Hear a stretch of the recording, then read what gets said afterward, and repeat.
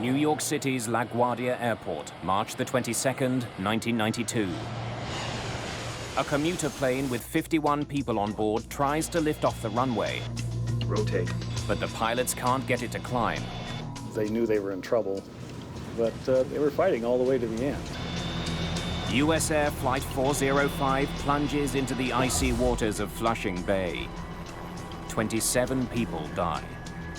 For US investigators, it's an open and shut case. This accident was not a huge surprise to us. But Canadian investigators are stunned. They know the New York accident should never have happened. My reaction when I heard about it was, my God, it's Dryden all over again. 3 years earlier, an exhaustive investigation into a crash at a remote northern airport had identified a killer and spelled out ways to keep it from striking again. Certainly, if they had followed the recommendations in my report, the F-28 crash at LaGuardia could have been averted. The LaGuardia accident makes one thing clear. The right people never got the warning.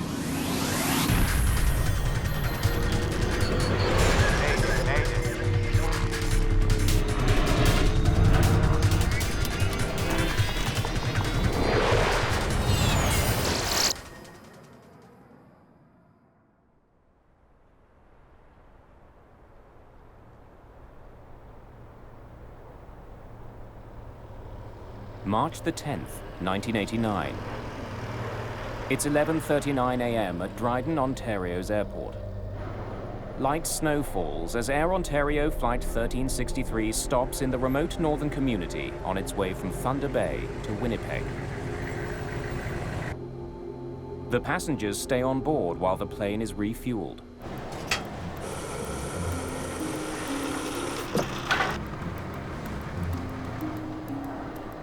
For flight attendant Sonia Hartwick and the crew aboard the Fokker F-28, it's been a frustrating day of delays.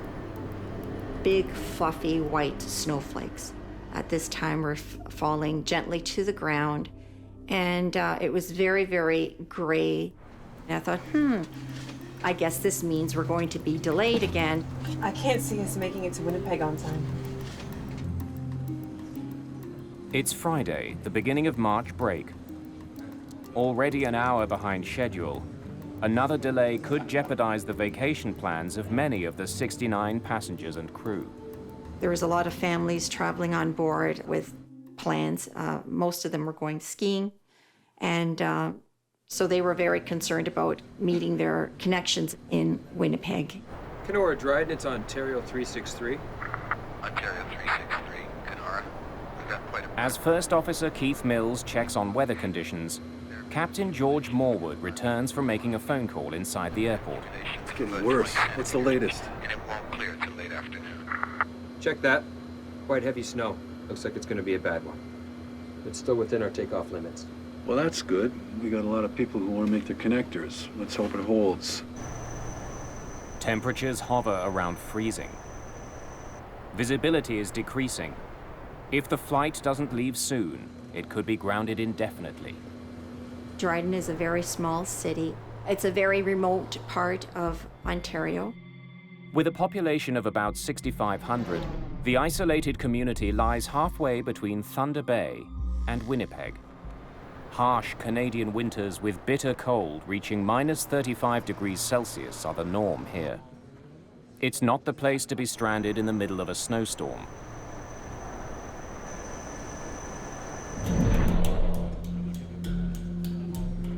Royal Canadian Mounted Police Officer Don Crawshaw and his partner are escorting a prisoner to Winnipeg. When we did a criminal check on the prisoner before we left, he came up as a violent person. So 2 of us had to go with him.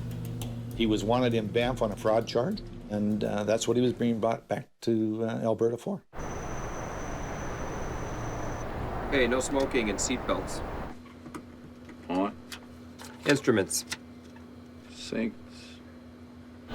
Cross-check. Captain Morwood uses the power of engine number 2, already running, to fire engine number 1. Morwood and Mills are both highly experienced pilots. However, they've each flown fewer than 100 hours in the Fokker F-28.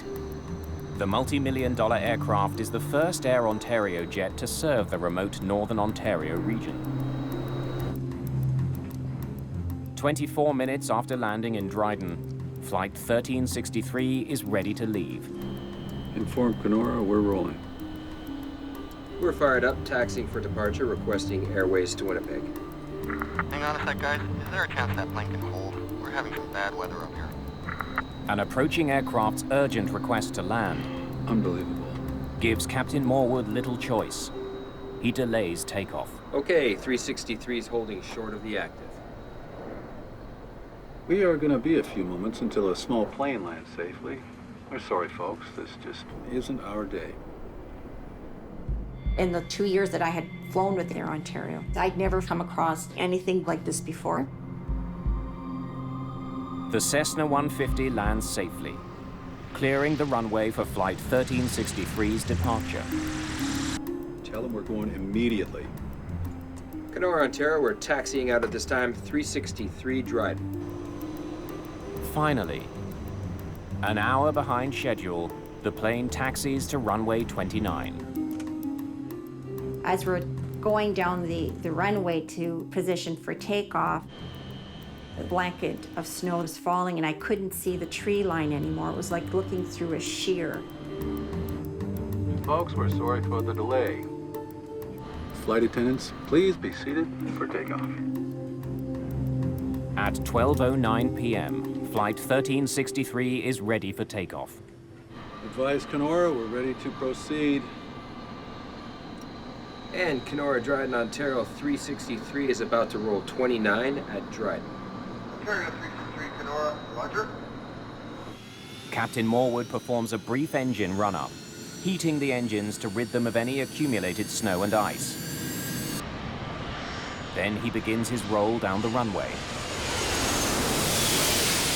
When we're taking off, I'm usually very quiet and focused, meticulously going through a checklist in my own mind. What would I do in the case of an emergency? P1, The F-28 reaches its takeoff speed, rotate. 80 knots.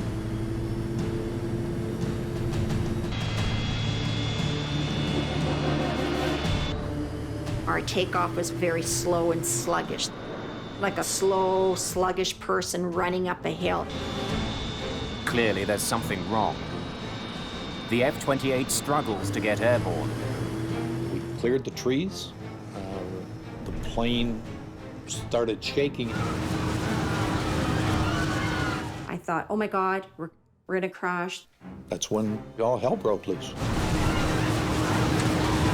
If you can equate to being in a Mixmaster, that's what the plane felt like at the time. There's this dip to the left and then dip to the right. The pilot's trying to get this plane up. Then all of a sudden there was a power burst. The plane seemed to stabilize itself. You could feel that the pilot's trying to get control of it. But a few seconds later, it became a Mixmaster again. I yelled out, emergency, grab your ankles, get your heads down. Grab your ankles, get your heads down! And I kept yelling that, and then I assumed my brace position. You could hear people screaming and yelling. There's loud, horrible sounds. We are clearly crashing. The pilots are helpless. 49 seconds after lifting off, Air Ontario Flight 1363 crash lands in the bush, 950 meters west of runway 29.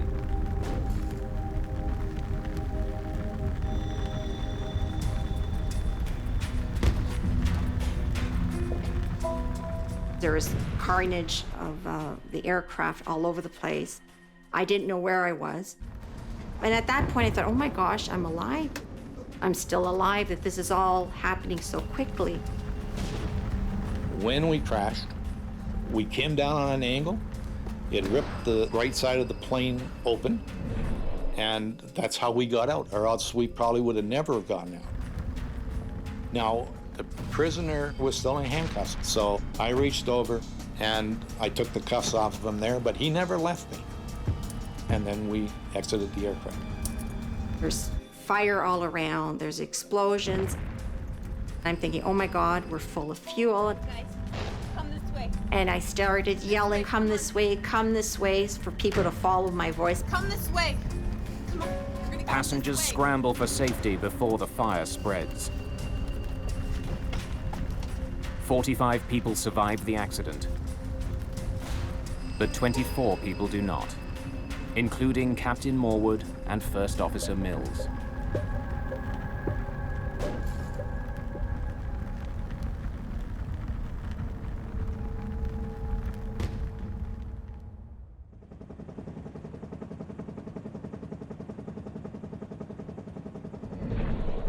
Emergency crews rush to the crash site deep in the woods.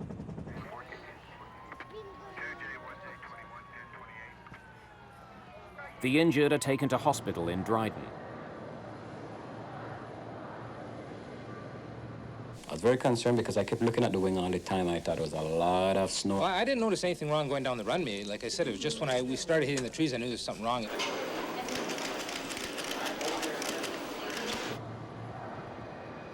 Within 24 hours, a team of investigators from the Canadian Aviation Safety Board arrives at the scene.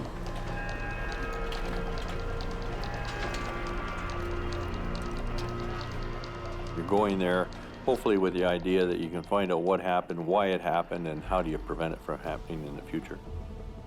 We walked the entire path of the airplane to the threshold of the runway, and then we walked the flight path of the airplane right to the crash site. That was the first thing that I did. I wanted to document what I was seeing by photographing. When you walk in on an accident site like that, there are two things that overwhelm you: the smell of aviation jet fuel and the smell of death.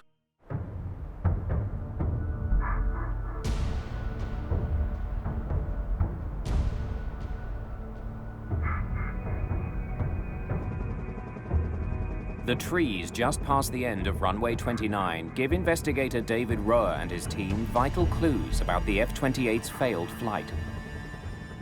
What happened was the airplane went off the end of the runway in what we would call ground effect and just stayed at that height, simply clipping the tops of the trees.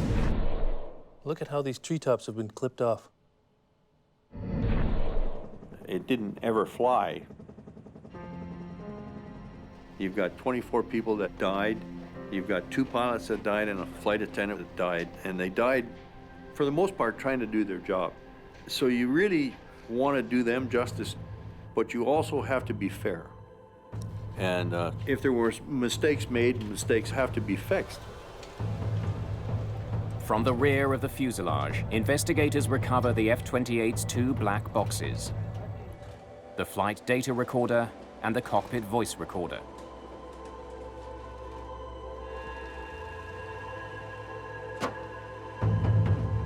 The devices are designed to withstand temperatures of 1100 degrees Celsius for up to 30 minutes. Investigators are frustrated to learn that the mylar tape from the recorders has suffered extreme heat damage. It's estimated the black boxes were scorched by an 1100-degree inferno for at least 90 minutes, far beyond their limit. The data is unrecoverable. That was a big blow to us because now you have to try and gather information and try and establish that it's factual by independent routes. We were just about to leave Thunder Bay and they gave us 10 new passengers. Investigators must now rely heavily on eyewitness reports to reconstruct the events leading up to the doomed takeoff. They learned that the F-28 began its day in Winnipeg and was scheduled to fly a return route to Thunder Bay and back with a stopover in Dryden. But in Thunder Bay, plans changed. The cancellation of another flight forced the crew to pick up 10 additional passengers. And when they did their calculations, they realized that we were overloaded and something had to come off. All right, let's offload some fuel then. They ended up removing fuel in order to be within the proper weight. Dispatch, Ontario 363. So the flight was delayed an hour. The extra weight of the new passengers left the crew no choice. They had to unload fuel to lighten their load. That meant when they arrived in Dryden, they needed to pump in more than the usual amount of fuel for the final leg back to Winnipeg. Roa wonders if the change in plans somehow led to a miscalculation of the weight and balance. Was the F-28 too heavy for takeoff? He then uncovers a puzzling detail. The plane's weight and balance form for the takeoff from Dryden was never collected as required. It burned in the fire. Roa is forced to use Air Ontario's standard averages to calculate passenger and baggage weights. The data, combined with the airport's fuel records, allows him to estimate the plane's gross takeoff weight. We knew how many people we had on board. We knew how many bags we had on the airplane. And we knew what our fuel load was. He estimates the F-28 weighed between 62,000 and 64,000 pounds. And the airplane's max takeoff weight was 65,000 pounds. And so we came to the conclusion that the airplane was not overweight. The cause of the crash remains a mystery. 18 days into the investigation, the Canadian government appoints Justice Virgil Moshansky to lead a more wide-ranging inquiry into all aspects of the aviation system that might have contributed to the Air Ontario tragedy. The government was looking for an experienced trial judge, and preferably one who had an aviation background. Moshansky is an experienced pilot with 13 years on the bench. He will work closely with crash investigator David Roa and aviation consultant Frank Black. The new team's first step, assessing the plane's technical systems. The electrical system, the hydraulic system, the fuel system, all of these systems are looked at both in terms of what is their history leading up to the accident and what remnants are remaining at the crash site that can be examined. Clues to a possible system failure arise when Sonia Hartwig recalls a troubling event aboard the same plane just days before the fatal crash. I think it was Monday or Tuesday. When we took off, there was this smoke that filled the aircraft, and there was this horrible smell. I thought, oh my God, we have a fire in the lab. But there was no fire in the lavatory or anywhere else in the cabin. They told us that apparently it had something to do with oil sitting in the APU system. So every takeoff that day, this would happen. The auxiliary power unit is a generator that provides the power needed to start the engines. Did burning oil in the APU somehow cause a fire and ultimately doom Flight 1363? Roa searches the week's journey log for any mention of the auxiliary power unit. He makes a surprising discovery. The APU wasn't working on the day of the crash. It couldn't possibly have caused the fire. But the inoperative power unit may still have played a role in the tragedy. Investigators learned that it forced the crew to make a risky decision in Dryden. We're onto the connectors. Let's hope it holds. Normally, the captain would rely on the APU to restart his engines after shutting them both down for refueling. But if he couldn't use his APU, he couldn't shut his engines down. That meant Flight 1363 had to be refueled with one engine still running. Captain Morwood is in a situation where he's got to hot refuel with passengers on board the aircraft. He's got to keep an engine running to refuel the airplane. Hot refueling isn't against regulations, but the risk of a fuel spill makes it potentially dangerous. In Toronto in 1973, a maintenance person was killed when an Air Canada DC-8 jet was consumed by fire during refueling. Hot refueling is not a normal practice. Could the hot refueling have caused some kind of damage to the engines?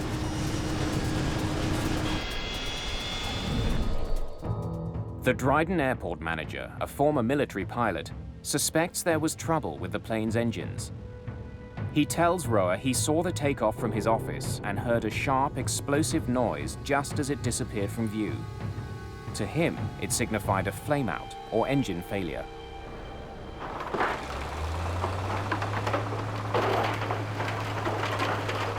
I thought, this is going to be a high-profile and potentially controversial investigation, and the only way to ensure that the truth stands up is to have hard evidence from the aircraft accident. And so we took the airplane completely, and we put it in our lab in Ottawa. Anything? With signs pointing to engine failure as the cause of the crash, strip it down. Roa orders extensive engine testing. Those engines were examined in detail for damage. Roa finds the F-28's 2 Rolls-Royce engines suffered only minor structural damage. There's no evidence of an engine fire, nothing at all to suggest the engines had failed.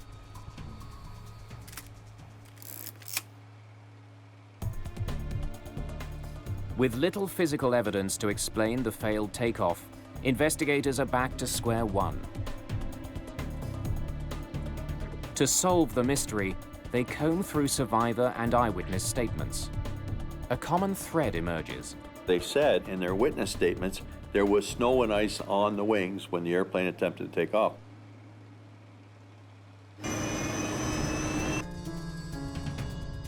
Roa studies weather charts for clues.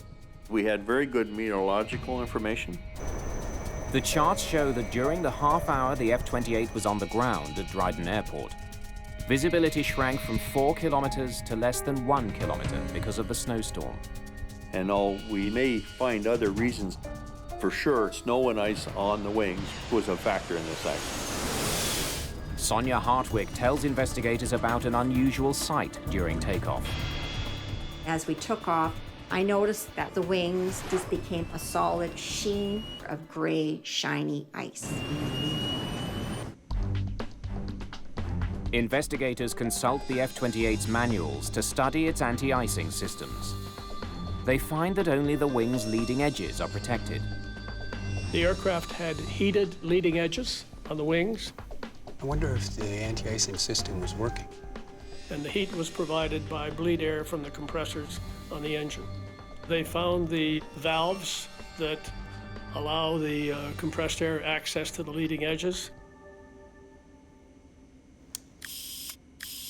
And they tested the valve to see if it functioned, and it did. The anti-icing system was working. But since it only heats the leading edge, it likely didn't clear ice that formed on the surface of Flight 1363's wings.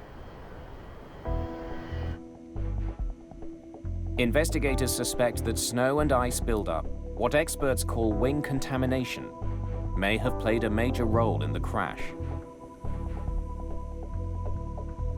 To verify that suspicion, Roa and his team meet with engineers from Fokker. Thanks for coming. Curious to see what you have. Jack Van Hengst, who was the chief engineer, had extensive aerodynamic studies and data on the effects of contamination on an F-28 airplane. Fokker engineers have run simulations of the crash. They were able to get some very good data in terms of the performance of the airplane, simulating the type of loads, temperatures, etc., that the Dryden aircraft would have been exposed to. Investigators make a crucial discovery about the design of the F-28. Because of the angle of the wings, a very small amount of ice makes the plane susceptible to stalling.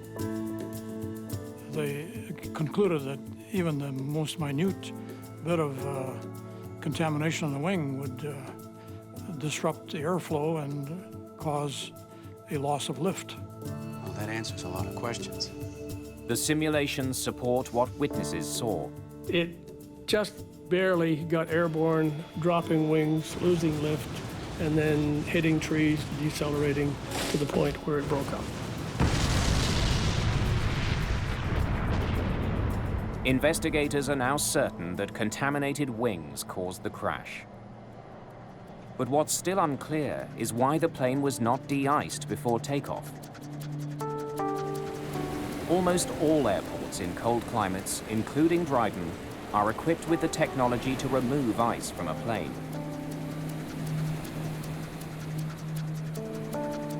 But Captain Morwood never requested de-icing. It's getting worse. What's the latest? And it won't clear till late afternoon. Investigators need to figure out why. They want to understand what made him risk his own life. Let's hope it holds. And the lives of the 68 other people on board Flight 1363.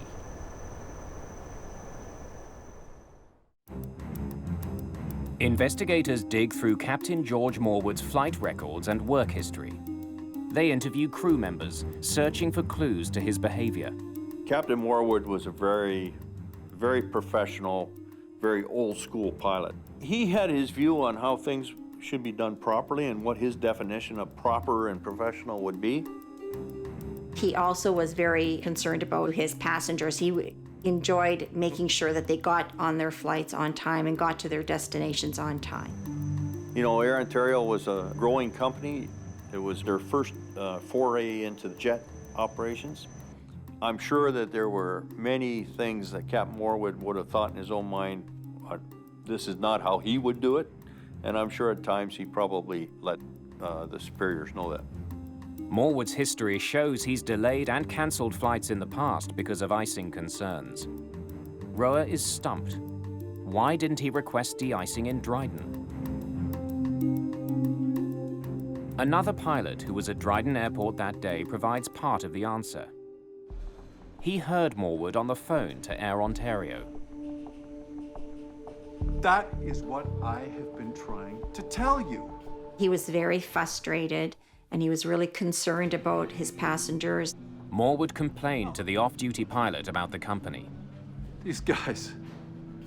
You want to guess my weight before I left Thunder Bay? 66 and change. I had to offload fuel. Now that... Right. So now what am I supposed to do? No. You figure it out. When he left the terminal, he was observed by witnesses to appear to be very upset and very angry. Investigators wonder what set Morwood off. They try to piece together the pilot's day on March the 10th.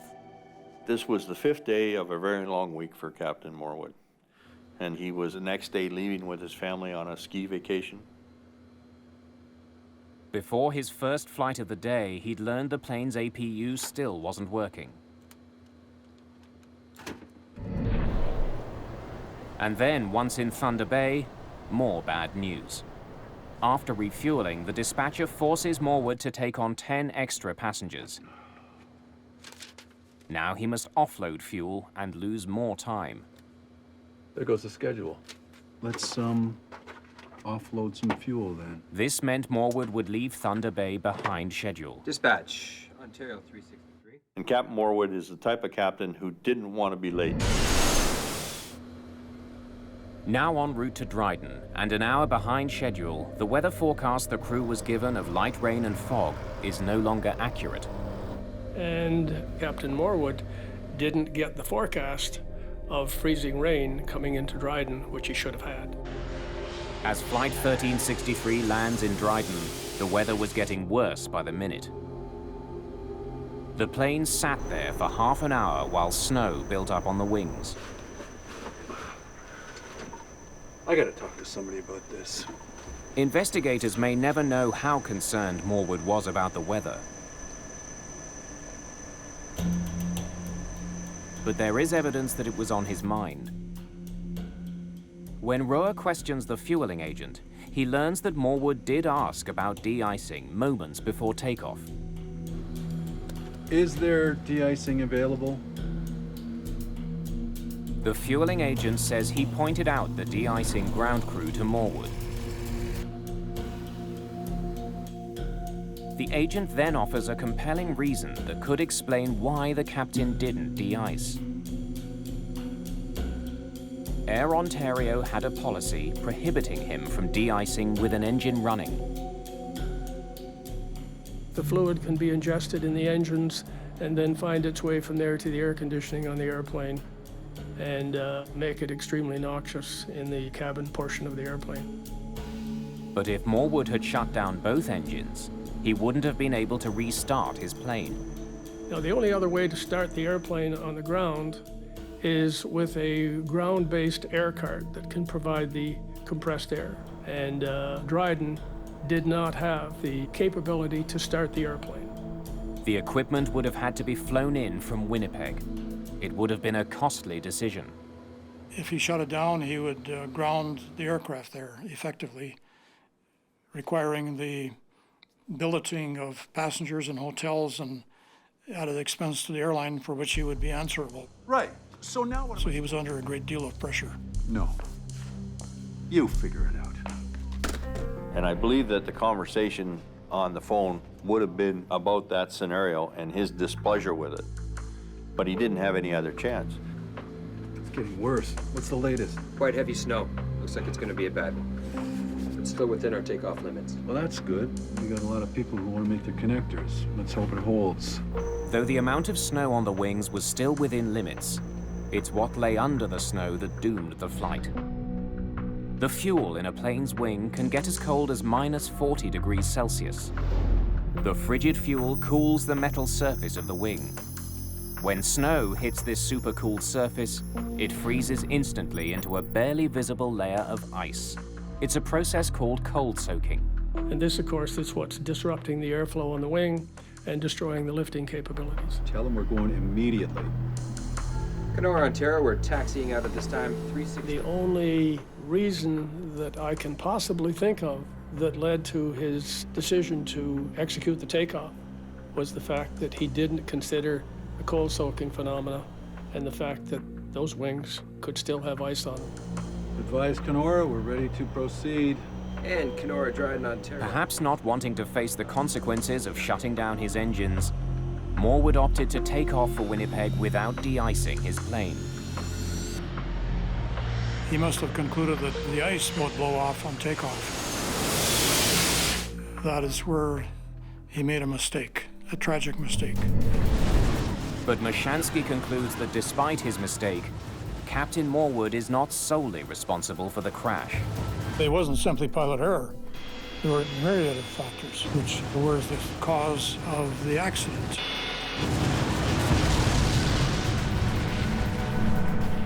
One of the most important factors, Air Ontario's decision to let the plane fly with a broken APU.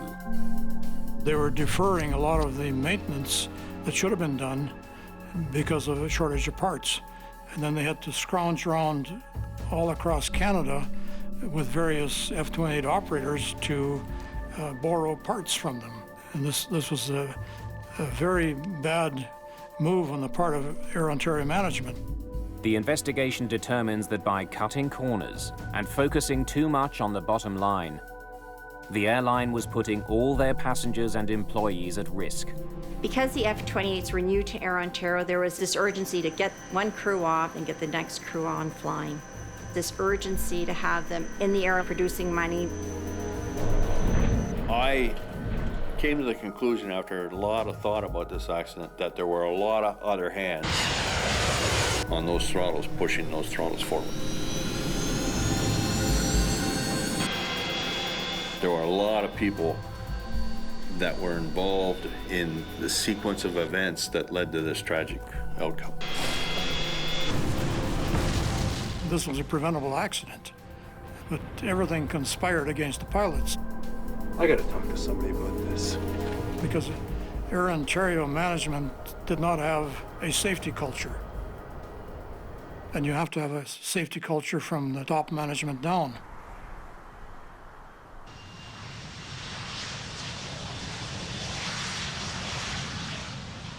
Knowing there are dozens of Fokker F-28s flying around the world, Justice Mashansky takes an unusual step. He releases a report well before his inquiry concludes. Good afternoon. It warns of the plane's vulnerability to ice buildup and stresses the need for frequent de-icing in winter conditions. Even a small amount of icing would be disastrous on an F-28.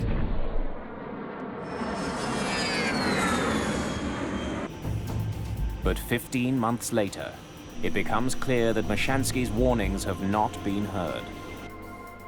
US Air Flight 405 is preparing to fly from New York to Cleveland on March the 22nd, 1992. The plane is a Fokker F-28, and it's snowing. It's 1 degree below freezing. At 9 p.m., the jet is being de-iced for a second time since its arrival from Florida.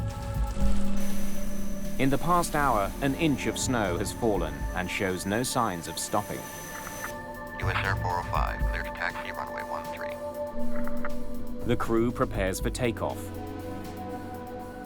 Flight 405 is an hour and 45 minutes behind schedule when Captain Wallace Majeur starts taxiing to runway 13.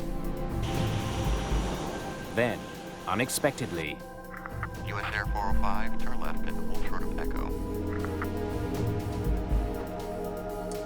Left on the inner to hold short of Echo. At 9:07 p.m., Flight 405 is forced to wait on the taxiway near runway 13. Another 23 minutes pass. First Officer John Rashuba turns on a light that illuminates his wings. He checks the right wing for ice. He sees none. Looks pretty good to me as far as I can see. US Air 405, runway 13, clear for takeoff. Even though it's now been 35 minutes since their last de-icing, the crew does not request another. Takeoff thrusts set. Temps okay. Everything proceeds as it should. Until... V1. Rotate. Just after the F-28 begins its rotation. The aircraft had enough flying speed to lift off, barely lift off. The wings just could not support the airplane. They knew they were in trouble. 13 seconds after lifting off, Flight 405 crashes on the shore of Flushing Bay.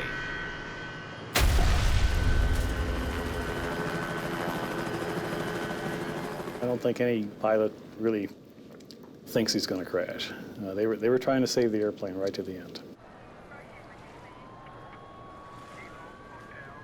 27 of the 51 people on board are killed.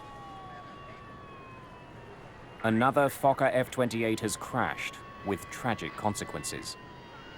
My reaction when I heard about it was, my God, it's Dryden all over again. Within days, investigator in charge Robert Benson suspects that ice on the wings was the major cause.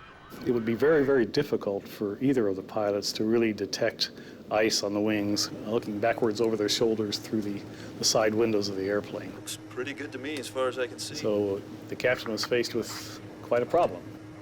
If he wanted to be de-iced a third time, he would have had to get out on the lines, taxi all the way back into the parking area, and meet up with a de-icing truck again. Takeoff thrusts. That would have put him very, very late, and it may have even caused the cancellation of the flight.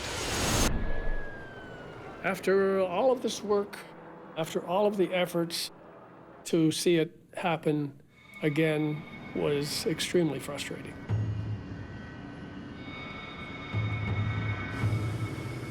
There were no regulations in place requiring the crew to seek another de-icing after their extended delay. But Justice Mashansky had called attention to the dangers of long wait times when he issued his interim report. If they had followed the recommendations in my second interim report, this accident certainly could have been averted.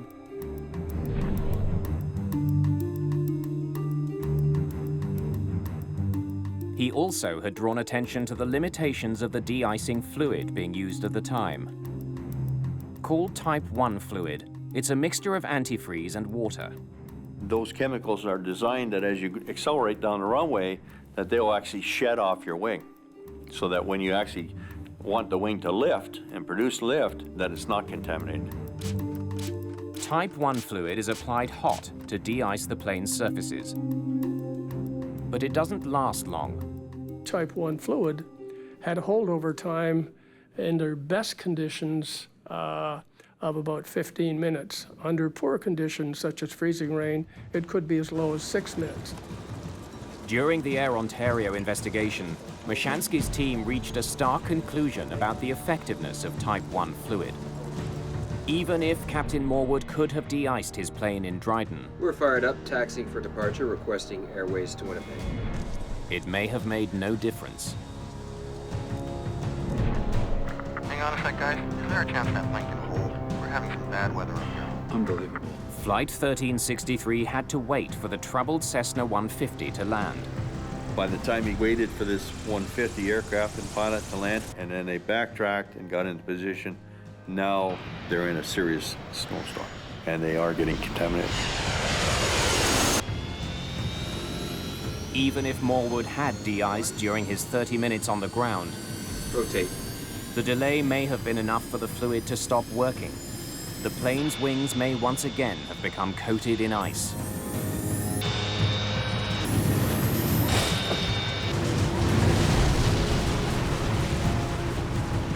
It came out in the examination of Air Ontario pilots that there was a dire need for training in terms of how the de-icing, anti-icing systems worked and how long your aircraft was protected.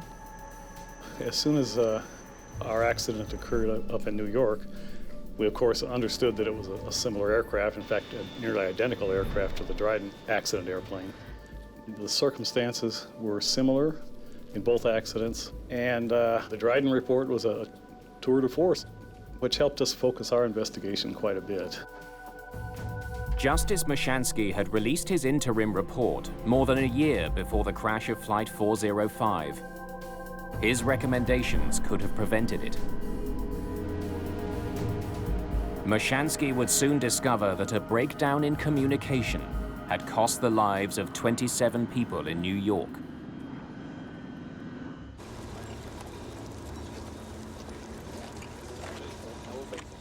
During his inquiry, Justice Mashansky learned that there was another type of de-icing fluid available to the airline industry. It's called Type 2 fluid. It's thicker than Type 1, which prevents it from immediately flowing off an aircraft. A Type 2 fluid is a much more gooey substance. I've heard it referred to as almost mucus-like. With holdover times of up to 45 minutes, it keeps ice from accumulating, then blows off the plane's surfaces at takeoff.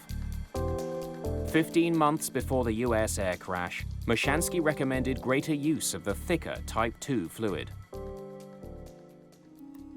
Mashansky's investigators also studied de-icing practices at Toronto's Pearson Airport. We got a hold of a film crew, and we waited and watched the weather very carefully until we found a forecast of freezing rain. And we tracked one aircraft which was heading for the Caribbean. The investigators discovered an alarming gap in the time between de-icing and takeoff. And from the time the aircraft was de-icing on the gate until the time the aircraft took off was somewhere in the order of 41 minutes. So there was no doubt that aircraft were departing Pearson Airport with a partially or largely contaminated wing surface. We then went to Chicago O'Hare. This was the first airport to actually put in place runway end de-icing pads. And it was very useful in terms of explaining to us how these had evolved, what type of de-icing equipment they were using on them, how they worked. At the time of the US air crash, LaGuardia did not offer de-icing at the runway, only at the gate. Again, 15 months before the crash, Justice Mashansky recommended the placement of de-icing facilities at runways instead of terminal gates. Mashansky also recommended that pilots not only inspect their wings from the cockpit, Looks pretty good to me as far as I can see. but also from the cabin. US Air 405, runway 13, cleared for takeoff. Mashansky claims that his report could have prevented the crash at LaGuardia. But the Federal Aviation Administration claims it never received his report in 1990, and therefore couldn't pass the information along to airlines and pilots. But Justice Mashansky doesn't accept that. My second interim report went out in December of 1990. It